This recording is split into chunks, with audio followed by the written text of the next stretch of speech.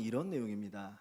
이스라엘 왕 아합이라고 하는 사람이 있는데 자기의 궁전 앞에 이렇게 포도원이 하나가 있었어요.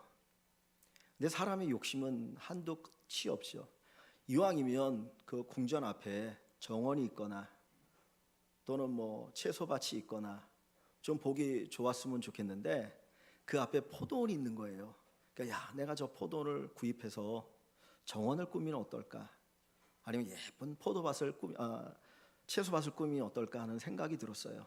그래서 찾아가서 나봇이라는 사람이 주인이었는데 그에게 제안을 합니다. 네가 나에게 이 포도원을 팔아라. 그러면 내가 값을 풍성하게 쳐줄 것이고 만약에 네가 원하면 이것보다 훨씬 좋은 또 다른 포도원을 줄 테니까 팔으라고 요청을 합니다.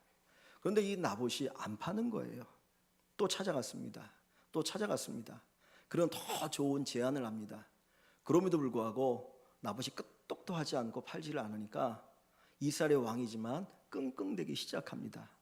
갖고는 침상에 누워가지고 밥도 먹지 않고 그리고 막 괴로워하니까 그의 아내 이세벨이 그걸 보다가 여보 무슨 일이냐고, 당신이 이 나라의 왕인데 도대체 당신이 근심할 게 뭐가 있느냐 물었더니 우리 왕궁 앞에 그 포도원이 있지 않느냐, 나봇이라는 사람이 팔려고 하는데 안 팔더라고.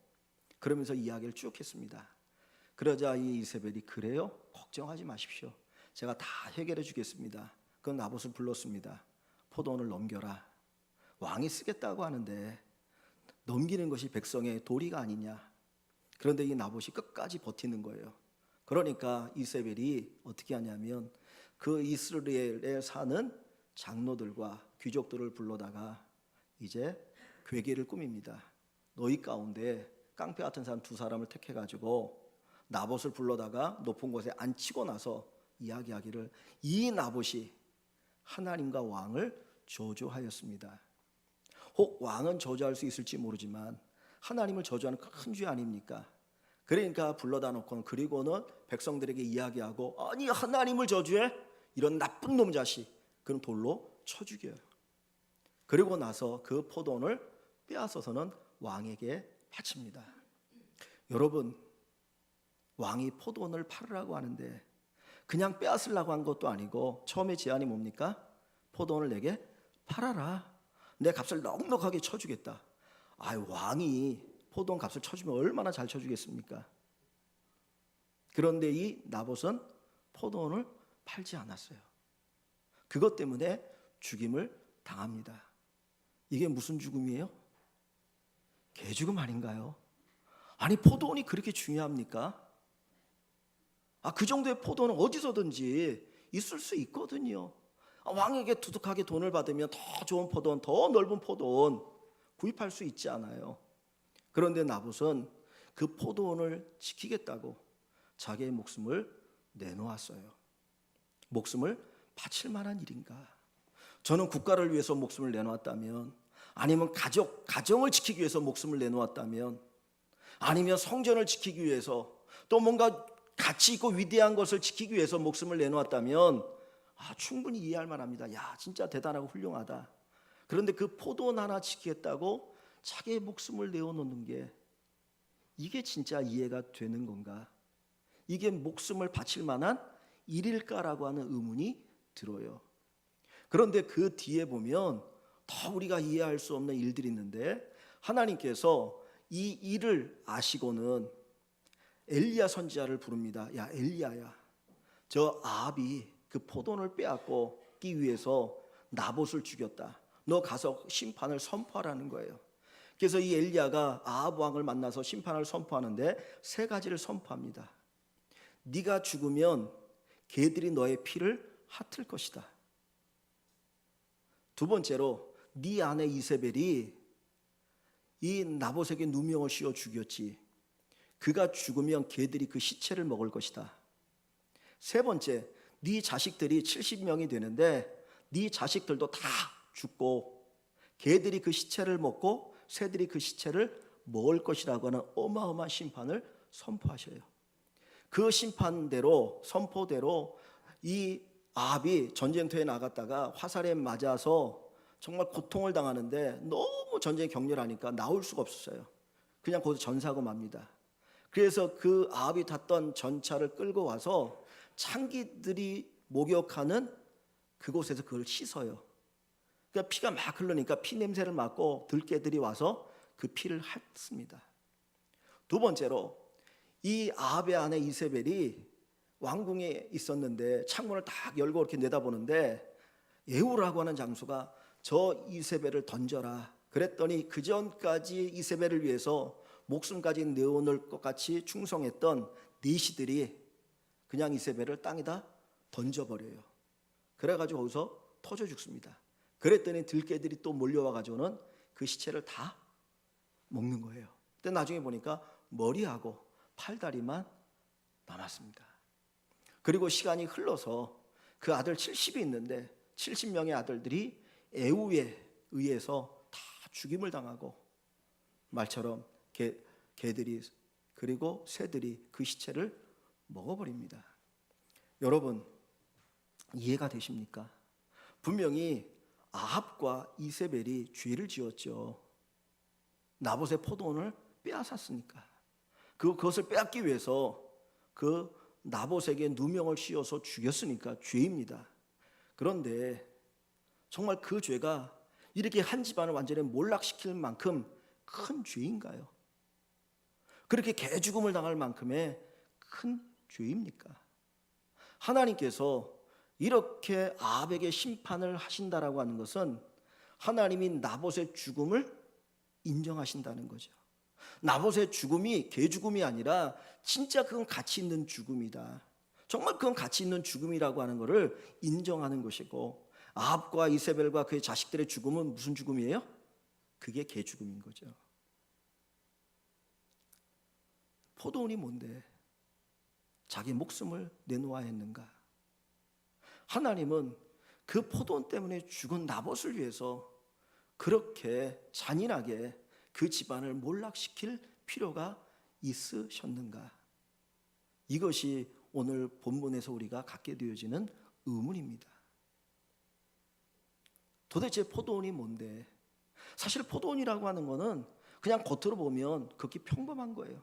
포도를 심고 포도를 거두는 그리고 수없이 볼 수 있는 포도원일 뿐입니다.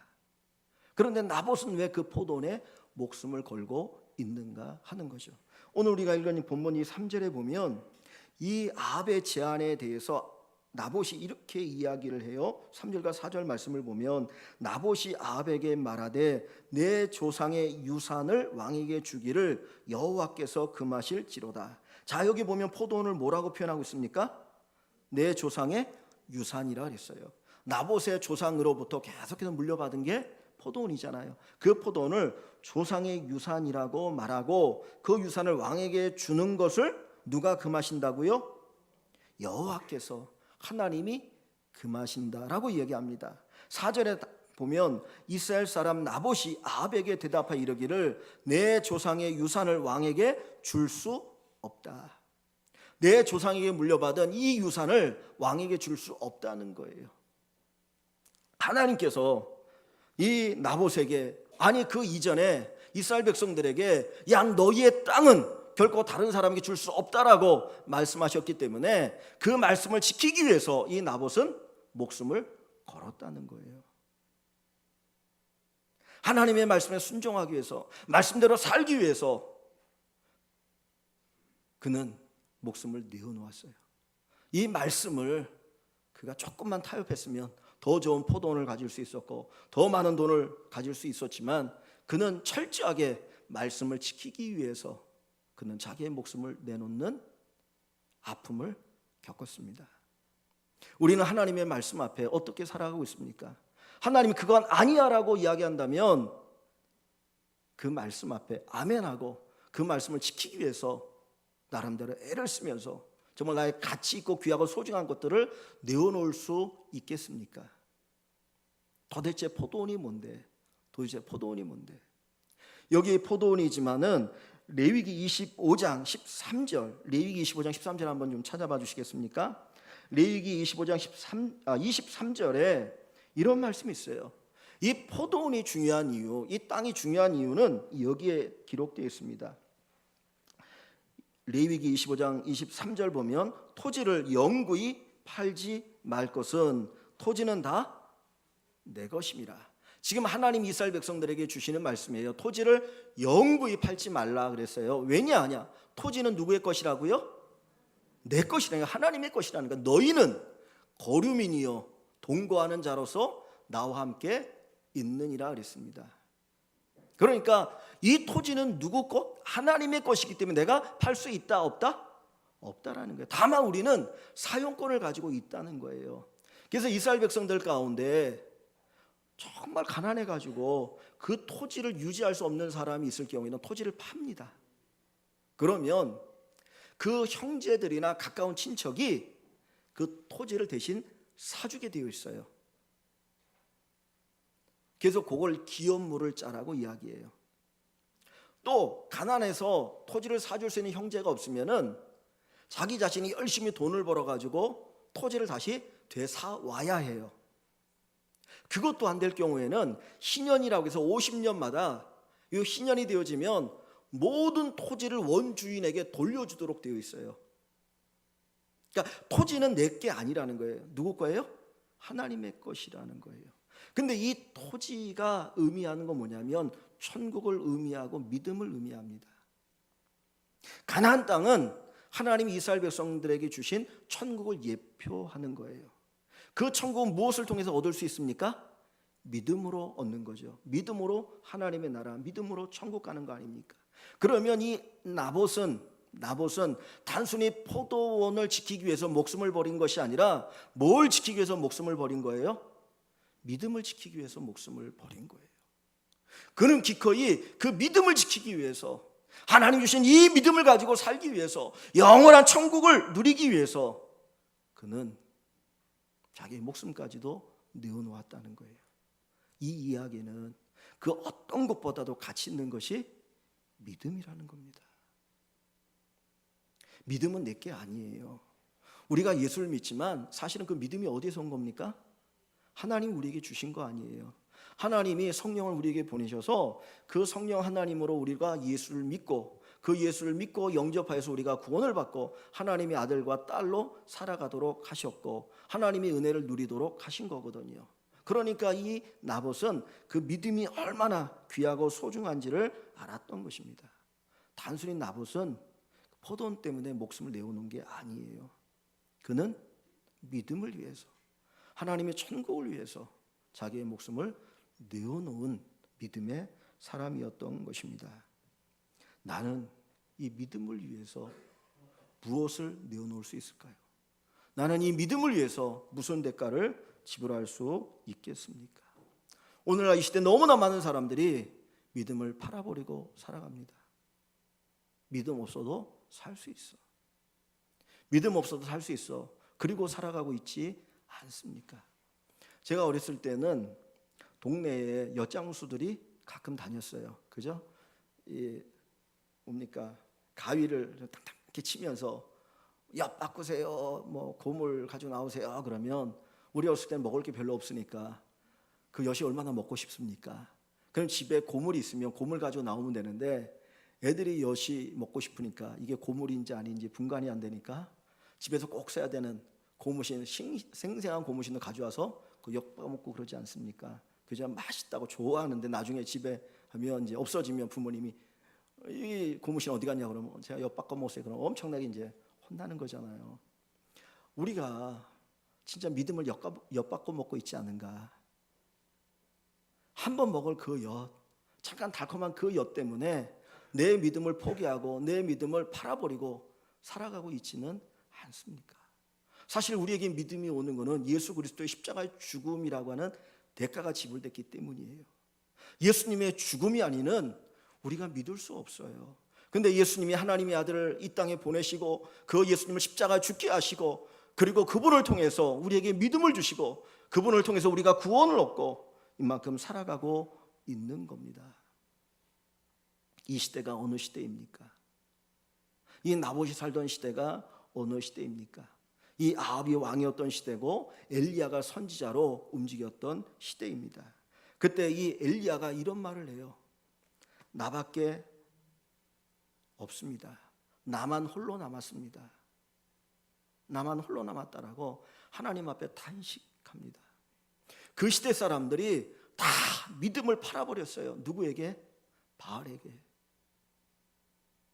풍요를 위해서, 먹고 살기 위해서 조금 더 좋은 걸 누리겠다라고 믿음 팔아버리고 하나님 외면하고 살아가는 그 시대거든요. 그 시대에 하나님은 이 나봇이라는 사람을 통해서 경종을 울리는 겁니다. 야, 너희의 믿음을 봐라. 너희가 뭘 팔아먹고 있는 줄 아느냐. 이 나봇은 이 믿음을 지키기 위해서 자기의 목숨까지 내놓고 있는데 너희는 이 믿음에 대해서 어떤 대가를 지불하고 있느냐. 하나님이 말씀하고 계십니다. 우리는 믿음을 위해서 무엇을 내려놓을 수 있습니까? 여러분은 믿음을 위해서 뭘 포기할 수 있습니까? 다니엘은 믿음을 지키기 위해서 하루에 3번씩 창문을 열어놓고 예루살렘을 향하여서 기도하죠. 그러다 그것 때문에 사자굴에 던져지죠. 다니엘의 친구들은 자기의 믿음을 지키기 위해서 왕이 만들어 놓은 신상에 절하지 않았다가 그것 때문에 뜨거운 풀무불에 던져집니다. 나는 믿음을 지키기 위해서 뭘 내려놓을 수 있고 뭘 희생할 수 있겠습니까? 히브리서 11장에 보면 믿음이 없이는 하나님을 기쁘시게 할 수 없나니, 믿음이 없이는 하나님을 기쁘시게 할 수 없나니, 천천만만의 수양을 가지고 하나님 앞에 나와 제사를 드린다 할지라도 믿음이 없으면 그것은 하나님을 기쁘게 할 수가 없습니다. 하나님께 나가는 자는 반드시 하나님이 계신 것과 자기를 찾는 자들에게 상 주시는 이심을 믿어야 할지니라 그랬어요. 내가 하나님을 찾으면, 하나님을 바라보고 하나님을 소망하면 그 하나님께서 우리에게 상을 주시는 분이십니다. 여러분, 믿음의 길은 넓은 길이 아니에요. 믿음의 길은 모든 사람이 함께 가는 길이 아닙니다. 우리는 하나님이 나를 택했다라고 하는 것은 기뻐하면서도 그것이 믿음의 길을 걷는 것이다, 좁은 길을 가는 것이다 라고 하면 싫어하거나 거부하려고 합니다. 하나님 왜 우리를 택하셨어요? 구원하시기 위해서 택하셨죠. 그러나 그 구원의 길은 넓은 길이 아니고 좁은 길이요 허참한 길이라고 이야기합니다. 내가 믿음을 지키기 너무나 힘들고 어려울 수 있어요. 그럼에도 불구하고 우리는 믿음의 길을 걸어가야 합니다. 마치 나봇이 그 믿음을 위해서 자기의 생명까지 내어놓았던 것처럼 말입니다. 나를 따라오려거든 자기를 부인하고 자기 십자가를 지고 나를 쫓으라. 여러분, 나를 부인하는 게 어렵잖아요. 내가 하고 싶은데, 내가 갖고 싶은데, 내가 누리고 싶은데, 그런데 주님께서 그거 원하지 않으면 내려놓는다는 게 어렵거든요. 그러나 주님은 내려놓으라고 얘기합니다. 자기 십자가를 지고 나를 쫓으라고 말씀합니다. 십자가는 뭡니까? 죽음이잖아요. 십자가는 죽음이거든요. 내가 주님을 위해서 기꺼이 나의 목숨까지 내려놓을 수 있는, 그래서 목숨을 얻으려 하는 자는 잃을 것이요 잃으려 하는 자는 얻으리라. 우리가 죽는 것이 결국은 사는 길이거든요. 주님께서 바로 그 자리까지 우리에게 말씀하고 계십니다. 여러분, 우리는 믿음을 위해서 무엇을 내려놓을 수가 있겠습니까? 여러분, 믿음을 위해서 얼마나 내려놓고 사십니까? 일주일이 몇 시간인 줄 아세요? 일주일이 총 합치면 168시간입니다. 하루가 24시간 그리고 7일이니까 곱하니까 168시간이더라고요. 제가 계산기로 두드려 봤습니다. 혹시 틀릴까 봐. 168시간 가운데 하나님 앞에 내가 내려놓는 시간이 얼마나 되시나요? 그분이 나를 구원하셨고, 그분이 나를 사랑하시고, 그분이 나의 주인이시고, 그분이 나를 보호하시고, 그분이 나를 인도하시고, 그분이 나를 먹이시고 살리시고 입히시고 천국까지 인도하신다는데, 그분을 위해서 나는 일주일 168시간 가운데 얼마를 내놓을 수가 있으십니까? 얼마를 내놓고 사십니까? 믿음은 내려놓아야 하는 것입니다. 오늘 우리가 읽지 않았지만 이 본문 뒷부분에 가보시면 21장 20절에 엘리야 선지자를 통해서 하나님이 아합에게 하시는 말씀이 있어요. 20장 20 1장 20절 아합이 엘리야에게 이르되 내 대적자여 내가 나를 찾았느냐 대답하되 내가 찾았노라. 엘리야가 하는 이야기입니다. 그리고 나서 뒷부분에 뭐라고 말하냐면 아합 네가 내 자신을 봐라. 너 자신을 봐라. 여호와 보시기에 악을 행하였다 그랬어요. 너 자신을 팔았다. 25절에도 똑같은 말씀이 기록되어 있습니다. 예로부터 아합과 같이 그 자신을 팔아 여호와 앞에서 악을 행한 자가 없음은. 지금 아합은 누구를 팔았다는 거예요? 자기 자신을 팔았다는 거예요. 자기 영혼을 팔았다는 거예요. 그는 물질을 위해서 자기 영혼을 판 자예요. 세상의 풍요를 위해서, 세상의 명예를 위해서, 세상 것을 위해서 자기 영혼을 팔아버리는 죄악된 자예요. 그런데 요한계시록 끝에 가보면 영혼을 파는 자가 있다 그래요. 영혼을 파는 자가. 우리 눈에는 육체만 보입니다. 우리 눈에는 이 육신만 보입니다. 우리 눈에는 이 세상의 영광만 보입니다. 그러나 우리 안에는 뭐가 있어요? 영혼이 있어요. 그 영혼이 하나님의 나라 가는 거예요. 그 영혼이 천국 가는 거예요. 그 영혼에 하나님께서 우리에게 새 옷을 입혀주시는데 그게 부활의 몸이에요. 영혼이 살게 하셔요. 눈에 보이는 것 쫓지 마십시오. 눈에 보이는 것 쫓지 마십시오. 만약에 눈에 보이는 것이 전부라면 이 나봇은 가장 어리석고 불쌍한 사람이에요. 왜? 더 좋은 포도원 준다는데, 더 많은 돈 준다는데 그 포도원 안 주겠다고 그것 때문에 목숨을 잃었으니 얼마나 불행한 사람입니까? 근데 그는 뭐를 봤어요? 저 천국에 하나님 주시는 새하늘과 새 땅을 본 거예요. 자기의 영혼이 영원히 살 것을 본 겁니다. 그러기에 내려놓을 수가 있었던 것입니다. 사랑하는 성도 여러분, 우리의 믿음을 지킬 수 있길 원합니다. 세상에 하찮은 것들, 눈에 보이는 것 때문에 우리의 영혼을 파는 자가 되지 않기를 원합니다. 예수님에게 세 가지 시험이 있잖아요. 첫 번째 시험이 뭡니까? 돌을 떡으로 만들어라. 너 40일 동안 금식했으니 배고파 죽게 되지 않았느냐? 독을 떡으로 만들어봐라. 그때 주님의 답이 뭡니까? 사람이 떡으로만 살 것이 아니요 하나님 입에서 나는 모든 말씀으로 사느니라. 떡이 귀하지만 떡보다 말씀이 귀한 것을 알아야 합니다. 그 말씀이 우리를 살리는 것을 알아야 합니다. 하나님 말씀을 통해 우리를 살려주실 겁니다. 두 번째 시험이 뭡니까? 마태복음에 보면 성전 꼭대기에서 뛰어내려라. 그러면 천사들이 너를 받들어 줄 것이다 라고 얘기하죠. 뭐예요? 인기에 대한 시험 아닙니까? 그때 예수님 뭐라고 말씀합니까? 주 너의 하나님을 시험하지 말라 그랬어요. 하나님 시험하지 말라. 하나님 다 맡기십시오. 믿음으로 사십시오. 하나님이 여러분의 삶을 책임져 주실 것입니다.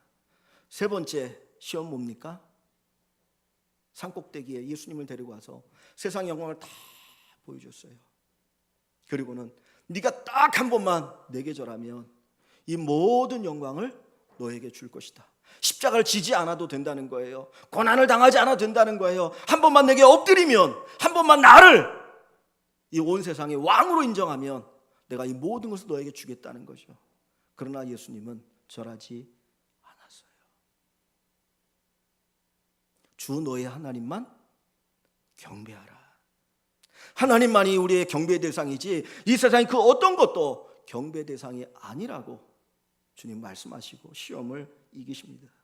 이 시험은 지금도 저와 여러분들에게 올 것입니다. 육신의 정력과 안목의 정력과 이생의 자랑으로 끊임없이 우리에게 시험이 다가오고 유혹이 다가올 때 믿음으로 능히 이겨하는 여러분이 되시기를 바랍니다. 창세기 26장에 보면 아브라함의 아들 이삭이 가나안 땅에 머물고 있는데 거기에 가뭄이 드는 거예요. 흉년이 찾아옵니다. 거기에 머물러 있으면 이 가뭄의 때에 이 문제를 해결할 방법이 없는 거예요. 자기의 식구들이 엄청나게 많죠. 양떼, 소떼가 많으니까 풀을 찾아야 되고 물을 찾아가야 되는데 그때 그 갈 수 있는 가장 좋은 땅 어디냐면 애굽이에요. 이집트. 나일 강가에 얼마나 비옥한 땅입니까? 물이 많고. 그러니까 그곳을 내려가려고 했는데 하나님이 하시는 말씀이 내려가지 말라. 내려가지 말라. 내려가지 말라. 여기 머물러라. 하나님을 택할 것이냐, 풍요를 택할 것이냐. 그의 아버지 아브라함은 가뭄의 때에 애굽에 내려갔었죠. 그래서 결국 믿음의 시험을 당하게 되어지고 그 하나님 앞에 죄를 짓잖아요. 하나님께서 내려가지 말라 얘기합니다. 그때 이삭은 아멘 합니다. 그리고는 그 그랄 땅에 머물러요. 그때 하나님이 이삭이 조금 농사를 짓는데 100배 결실을 하게 합니다. 기적이에요. 그리고 소떼 양떼가 점점 많아지게 되어지고 주변의 사람들이 야, 저 사람 어떻게 된 거야? 어떻게 된 거야? 어찌 저런 일이 있을 수 있어? 하고 놀라게 되어져요. 우리가 믿음으로 살면 하나님이 책임져 주십니다. 하나님이 인정해 주셔요. 이제까지 우리의 삶은 누가 우리를 인도하신 겁니까? 하나님이 인도하신 거 아닌가요? 내가 잘나서 내가 능력이 있어서가 아니라 하나님의 은혜, 하나님의 도움의 손길이 내가 알게 모르게 우리 가운데 함께 하셨다는 거예요. 그래서 하나님은 온 세상의 주인이십니다. 분명히 믿음으로 살아가는 저와 여러분들에게 하나님이 함께하여 주실 줄 믿습니다. 이 믿음의 길이 힘들고 어려워요. 그래서 내 혼자 하면 감당할 길이 없어요. 그래서 하나님이 우리에게 누굴 붙여주십니까? 우리 성도들을 붙여주는 거죠. 야, 너 혼자 이 길 걸어가지 마. 혼자 가면 힘들어서 못 갈 수 있어. 그러니 함께 가라. 그래서 함께 우리 교회 안에 우리 성도들이 모여서 함께 예배를 드리고 함께 격려하고 함께 이 믿음의 길을 걸어가는 겁니다. 멀리 갈 때 동무가 필요하죠. 힘들고 어려울 때 동무가 필요하죠. 함께 가다 보면 쓰러진 자가 있으면 일으켜 세워주고 격려하고 위로하고 또 서로에게 위로받으면서 이 믿음의 길을 걸어가는 것입니다. 사랑하는 성도 여러분, 우리가 교회 안에서 함께 이 믿음의 길을 담대하게 걸어갈 수 있기를 주님의 이름으로 간절히 축원합니다. 한 가지만 더 생각하고 싶은 것은 이 나봇이라는 사람의 이름의 뜻이에요. 나봇. 이 나봇이라는 이름의 뜻이 새싹이라는 뜻이 있어요. 새싹. 왜 새싹이라는 뜻을 가진 이름의 사람이 이런 일을 했을까? 성경에 나오는 이름은 나름대로 의미가 있거든요. 새싹이라는 게 뭡니까? 이제 겨울이 되어지면 가을이 되고 겨울이 갈 때 그 모든 낙엽들이 다 떨어지고 그리고 풀들도 다 죽은 것처럼 사라져 버리잖아요. 근데 봄이 오면 어떡합니까? 싹이 올라오기 시작하거든요. 그 작은 새싹이 자라면서 나중에 거기서 꽃이 피고 열매가 맺어지고 그리고 또 수많은 씨들이 거기에 맺혀서 더 풍성하게 되어지거든요. 우리 교회도 여러분들이 앞에 가보시면은 이제 그 화단에 그 꽃 양귀비가 이렇게 있거든요. 아, 진짜 꽃 양귀비는 예쁜 것 같아요. 근데 그 양귀비를 씨를 뿌리는 거예요. 그 씨를 뿌리니까 싹이 나더니 어느 순간에 그렇게 꽃이 피고 그렇게 자라더라고요. 여러분, 하나님이 나봇을 새싹으로 쓰시는 거예요. 이 시대에 모든 믿음의 사람들이 말라버린 시대에 믿음을 다 포기하고 저버리고 하나님을 외면하고 떠나가는 이 시대에 나봇이라는 한 사람을 새싹으로 하나님이 삼으셔서 그에게서 꽃이 피고 열매가 맺히고 씨가 맺혀서 다시금 믿음의 시대를 일으키려고 하는 하나님의 역사가 여기에 있는 겁니다. 여러분들의 믿음이 씨앗이 되길 바랍니다. 믿음의 새싹이 되길 바랍니다. 여러분을 통해서 다시금 믿음의 열매들이 맺어지길 원합니다. 그래야 이 시대를 바꿀 수 있는 놀라운 역사들이 우리 사랑하는 특별히 일광교회 성도들 통해서 일어날 수 있기를 주의 이름으로 간절히 축원합니다. 이제 7월에 우리 임직식을 하게 되어집니다. 9분이 임직을 받게 되어지는데 그냥 집사가 되고 그냥 권사가 되는 거로 끝나지 마십시오. 여러분이 새싹이 되시기 바랍니다. 여러분이 나봇이 되셨으면 좋겠어요. 여러분이 새싹이 되어서 여러분을 통해서 열매가 맺혀지고 씨앗이 또 맺혀지고 그걸 통해서 수많은 믿음의 사람들이 세워지는 놀라운 역사가 있기를 간절히 축원합니다. 이게 죽을 만한 가치가 있는가? 이게 목숨을 걸 만한 가치가 있는가? 나의 믿음이 도대체 얼마나 가치가 있는가? 한번 여러분 살펴보십시오. 내가 예수를 믿는데 이 믿음이 내게 얼마나 가치가 있는가? 오늘 여러분들에게 나봇과 같은 믿음의 가치가 있기를 주의 이름으로 간절히 축원합니다. 우리 잠시 말씀을 생각하면서 기도합니다. 나봇은 더 좋은 포도원을 얻을 수도 있었고 더 많은 돈을 얻을 수 있었지만 조상들의 유산으로 물려받은